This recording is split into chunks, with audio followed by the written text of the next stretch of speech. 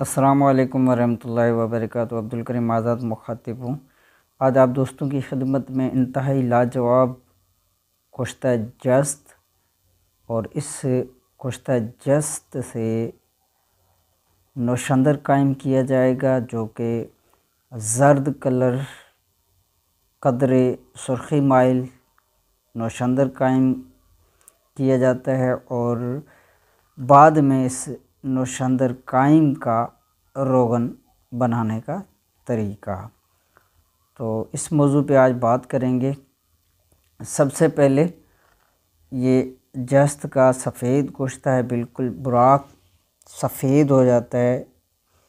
तो जस्त का कुश्ता करने के हवाले से इंतहाई आसान और बग़ैर किसी मुशक्क़त के आसानी के साथ जस्त को कुश्ता किया जा सकता है। ये जो अभी गर्मियों का मौसम आ रहा है, ये इसके लिए इंतहाई साज़गार मौसम है। इस मौसम में आप आसानी के साथ जस्त को कुश्ता कर सकते हैं। हस्बे ज़रूरत आपने जस्त लेना है। 1 पाव लें या आधा किलो लें या 1 किलो लें।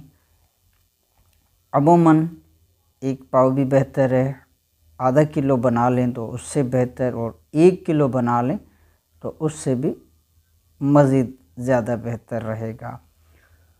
तो जितना आपका जस्त है इसका बिल्कुल बारीक पाउडर बना लें। बारीक पाउडर बनाने के बाद कोई शीशे का मर्तबान ले लें। शीशे का मर्तबान हो तो शीशे का मर्तबान लेकर, जैसा कि इस तरह का कोई शीशे का मर्तबान हो तो शीशे का मर्तबान लेकर उसमें आप बुरादा जस्त डाल दें और इसमें आप नींबू का पानी निकाल कर उसे मुकत्तर करके इस बर्तन में, मर्तबान में, शीशे के मर्तबान में डाल दें और इसे खुले मुंह यानी कि बंद नहीं किया जाएगा। ज़्यादा से ज़्यादा गिरदो गुबार से बचाने के लिए आप इसके ऊपर कपड़ा दे सकते हैं, बाकी ढक्कन वगैरह नहीं लगाया जाएगा। या शीशे का कोई ऐसा बर्तन जो कि प्याला नुमा हो, या ऐसा कोई रोगनी प्याला हो, या मिट्टी का कोई ऐसा बेहतरीन प्याला हो, तो चीनी मिट्टी का जो प्याला होता है, चाय का जो होता है, उसमें भी आप बना सकते हैं, कोई हर्ज नहीं।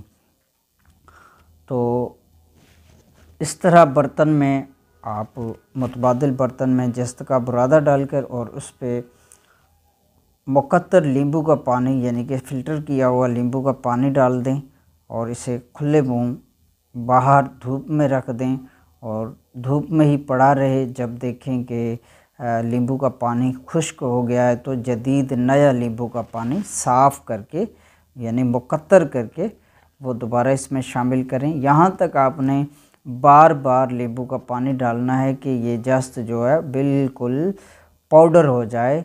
तो इस जस्त को जब देखें पानी बिल्कुल खुश्क हो चुका है तो इसको खरल करके फिर इसको कपड़े से छान लें।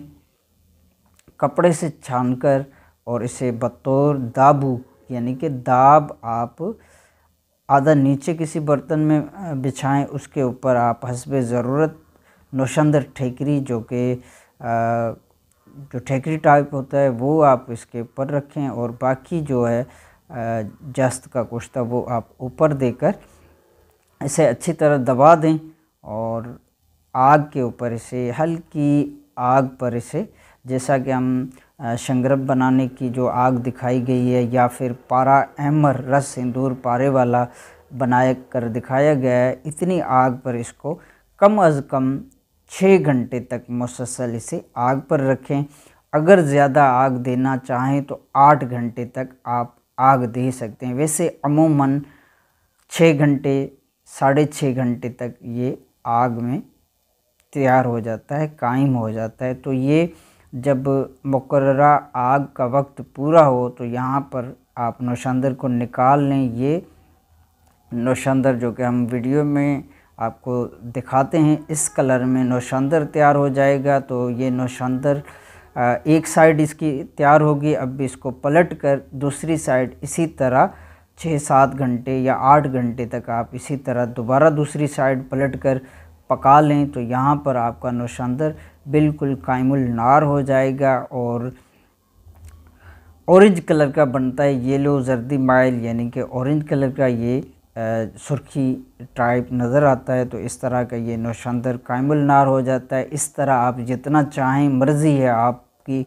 जितना चाहें आप इस तरह ये जो जस्त का कुश्ता है इसके दरमियान आप नौशंदर रख कर कायम कर सकते हैं।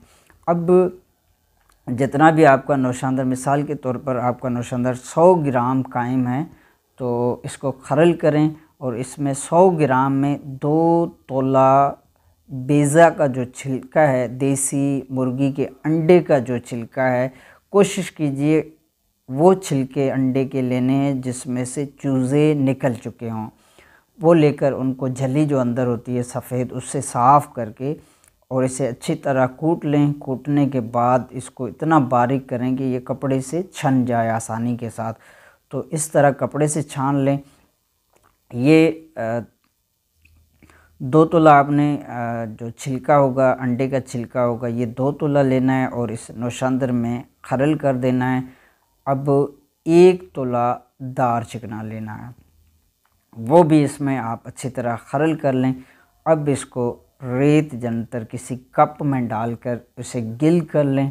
गिल करने के बाद 1 2 3 गिल कर लें ताकि ये मज़बूत हो जाए। ऊपर एहतियातन अगर तार लपेट दें तो सबसे बेहतर, क्योंकि एहतियात सबसे बेहतर है। अब इसको रेत जंतर बिल्कुल ही हल्की आंच पर 8 घंटे पका लें। बिल्कुल ही आग कम रखी जाएगी, यहाँ पे तेज़ आग नहीं दी जाएगी। हल्की आग पर आप इसको पका लें।